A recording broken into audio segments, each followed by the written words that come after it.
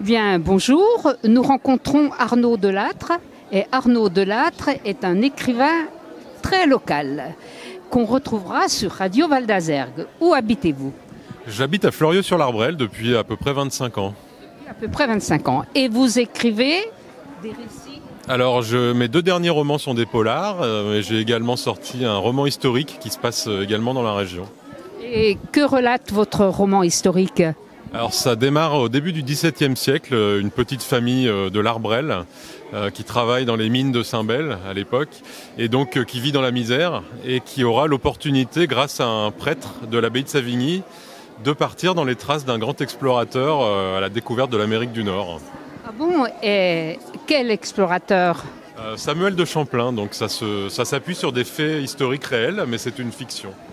D'accord, parce qu'il y a ici une dame qui écrit et dont l'histoire se situe au lac Saint-Jean, précisément au Québec, et à l'emplacement que vous venez de citer. Bon, alors qu'est-ce que vous avez écrit? Quels sont les titres?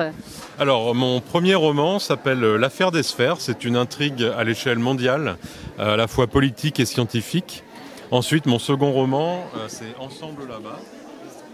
C'est donc le roman historique dont nous parlions. Mon premier polar et troisième roman, qui s'appelle La Macérée, qui est une intrigue policière qui se passe sur la ville de Lyon, la métropole lyonnaise. Et donc mon dernier roman, qui s'appelle Tutoyer l'enfer, qui lui se passe plus aux alentours de l'Arbrelle, Mont-du-Lyonnais, Sud-Beaujolais, et qui est aussi une intrigue policière. Vous êtes vraiment un écrivain local, hein? Et vous ne vous éloignez pas du Beaujolais. Non, et d'ailleurs je suis en train d'écrire un prochain polar qui se passera lui plus au nord dans le Beaujolais justement. Est-ce que vous avez, comme dans beaucoup de polars, un policier spécifique ou bien vous changez de policier, si j'ose dire, à chaque roman? Alors pour mon premier polar, donc c'était la police judiciaire de Lyon. Pour mon second, c'est la gendarmerie de l'Arbrelle qui enquête.